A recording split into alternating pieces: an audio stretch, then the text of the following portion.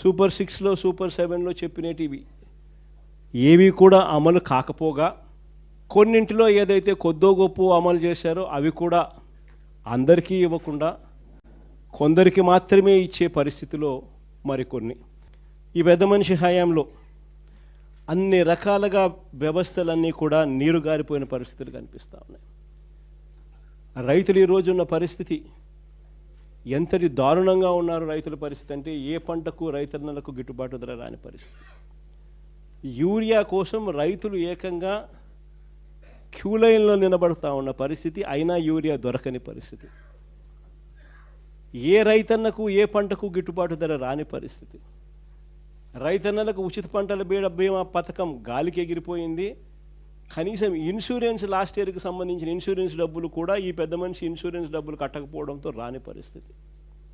నేను అడుగుతా ఉన్నా, ఒక్కసారి మనం ఉన్నప్పుడు ఏ రోజన్నా కానీ ఆ 5 సంవత్సరాల కాలంలో ఏ రోజైనా ఇలాంటి పరిస్థితులు ఎప్పుడైనా రైతు చూసినాడా అని?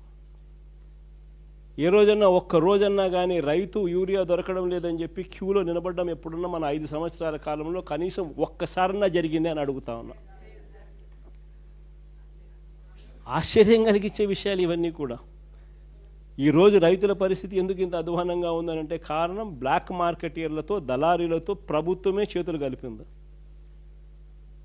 దళారీలతో వీళ్ళే చేతులు కలిపి ప్రైవేట్కు కోటా పెంచేసినారు.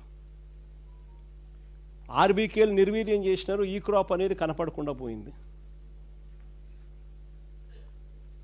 ఇంకా పనిలో పని పిఎస్సీలకు వచ్చేసరికి ఇంకా వీళ్ళ కార్యకర్తలు ఎత్తడం మొదలుపెట్టినారు. ఇంకా ఫినిష్. ఓ పక్క కార్యకర్తలు పిఎస్సీలకు వచ్చేసరికి వీళ్ళు ఎత్తడం మొదలుపెట్టినారు. ఆర్బీకేలు లేవు, ఈ క్రాపు లేవు, అన్నీ నిర్వీర్యం. ప్రైవేట్కు కోటా పెంచేసినారు. మార్కెట్లో యూరియా లేదు. వాళ్ళు బ్లాక్ చేశారు, రేట్లు పెంచారు.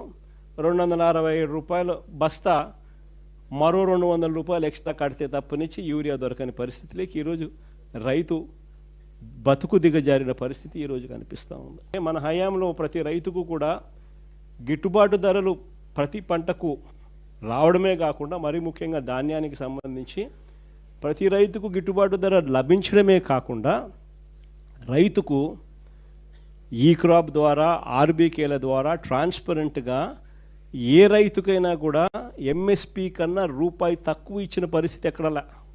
గన్ని బ్యాగ్స్, లేబరు, ట్రాన్స్పోర్టు పేరుతో అదనంగా దాదాపుగా 10,000 రూపాయలు ఎకరాకు రైతుకు అదనంగా అందించిన పరిస్థితులు మన ప్రభుత్వంలో జరిగాయి. ఈరోజు చంద్రబాబు నాయుడు గారు వచ్చేసరికి పరిస్థితి మారింది.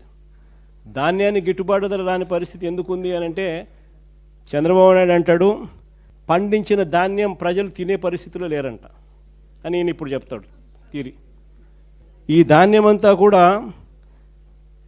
ఇథనాల్ తయారీ చేసేదానికి మాత్రమే ఉపయోగపడుతుందని నేనే అంటున్నాడు. అంటే దాని అర్థం ఏంది? ఇంకా నెక్స్ట్ ఫ్యూచర్లో కూడా నేను ధాన్యం సేకరణలో నా పరిస్థితి ఇదే మాదిరిగానే ఉంటుంది. ధాన్యం కూడా ఏ ఒక్కరికి గిట్టుబాటు ధర రాదు, మీరు పంటలు మానేయండి అని చెప్పి చెప్తా ఉన్నాడు. పోనీ ధాన్యం పరిస్థితే చంద్రబాబు నాయుడు గురించి ఇట్లా చెప్తా ఉన్నాడేమో అని అనుకుందాం. పోనీ మిగిలిన పంటలు ఏ పంటకు గిట్టుబాటు ధర వస్తూ ఉంది చంద్రబాబు అని అడుగుతా ఉన్నా. ఈరోజు చంద్రబాబు నాయుడు గారు ముఖ్యమంత్రి అయిన తర్వాత ఈరోజు రాష్ట్రంలో ఏ పంటకైనా గిట్టుబాటు ధర దొరుకుతూ ఉందా అని అడుగుతా ఉన్నా. కందులు తీసుకున్నా, మినుములు తీసుకున్నా, పెసులు తీసుకున్నా, సజ్జలు తీసుకున్నా, మిర్చి తీసుకున్నా, పొగాకు తీసుకున్నా, ఉల్లి తీసుకున్నా, టమాటో తీసుకున్నా, కొక్కో తీసుకున్నా, చీనీ తీసుకున్నా, మామిడి తీసుకున్నా, ఇలా ఏ పంట తీసుకున్నా కూడా ఏ ఒక్క పంటకైనా కూడా ఈరోజు గిట్టుబాటు ధర లభిస్తూ ఉందా అని అడుగుతా ఉన్నా. ఏ పంటకు రావడంలా. కారణం దగ్గర ఉండి ఆర్బీకే వ్యవస్థను నిర్వీర్యం చేసి, ఈ క్రాప్ అనే వ్యవస్థను నిర్వీర్యం చేసి, దగ్గర ఉండి సీఎం యాప్ అని continuous monitoring of agricultural price and procurement అని చెప్పి ఆర్బీకే స్థాయిలో మనం అలర్ట్ సిస్టమ్స్ పెట్టి, ఆర్బీకేలో పోస్టర్లు పెట్టి ఏ పంటకైనా కూడా ఈ రేటు కన్నా తక్కువ రేటుకు అమ్మే పరిస్థితి ఉంటే వెంటనే నోటిఫికేషన్ మనకు వస్తూ వెంటనే గవర్నమెంట్ ఇంటర్వ్యూన్ అవుతూ 7,800 కోట్లు మనం ఖర్చు చేస్తూ పంటల కొనుగోలులో కాంపిటీషన్ క్రియేట్ చేసి రైతులకు తోడుగా ఉండం. ఈరోజు ఆ పరిస్థితి లేదు. అందుకనే ఈరోజు ఏ పంటకు కూడా గిట్టుబాటు ధర రాని పరిస్థితి ఈరోజు కనిపిస్తూ ఉంది. ఇక ఒకసారి విద్యారంగం చూడు, నాడు నేడు గాలికి ఎగిరిపోయింది, ఇంగ్లీష్ మీడియం గాలికి ఎగిరిపోయింది, టోఫుల్ చదువులు గాలికి ఎగిరిపోయాయి, గోరుముద్ద నీరు గారిపోయిన పరిస్థితులు, 8వ తరగతి పిల్లలకు ట్యాబులు ఇచ్చేది గాలికి ఎగిరిపోయింది, ఇంగ్లీష్ మీడియం చదువులు పిల్లలకు ఎండమావైపోయినాయి. సరే ఎన్ని పక్కన పెడదాం, నాడు నేడు పనులు ఆగిపోయాయి. సరే కాస్త ఇవన్నీ పక్కన పెడదాం. పెద్ద చదువులు చదువుతా ఉన్న పిల్లలకు ఏ త్రైమాసికం అయిపోతూనే ఆ త్రైమాసికం అయిపోయిన వెంటనే వాళ్ళకు ఫీజు రీయింబర్స్మెంట్ కింద ఫీజులు ఇచ్చేవాళ్ళం మన ప్రభుత్వంలో.